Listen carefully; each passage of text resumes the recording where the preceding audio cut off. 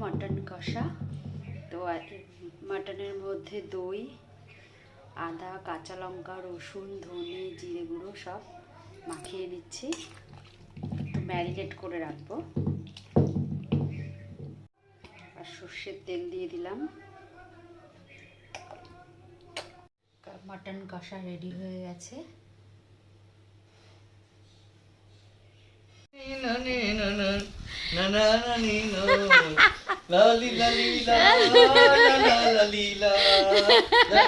ভাই তো আমি যতদিন বেঁচে আছি তুই ভালোই থাকবি।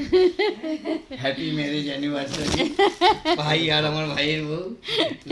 লালি লালি লালি লালি লালি লালি লালি লালি লালি লা। কি কি বলছো আরেকবার? উড়না শুরু কবে? জয় জয় তারা আজকে ভাষণ দিচ্ছে। আজকে বিকাশটা বলে হরে হচ্ছে ভাত, রুটি আর মাংস। কাকু কিন্তু আছে খুব অল্প মত খেয়েছি, বলে ভাবলে আছে না ভাবলে নেই।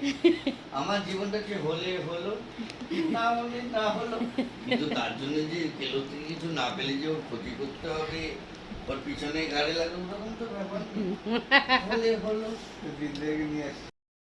Good night.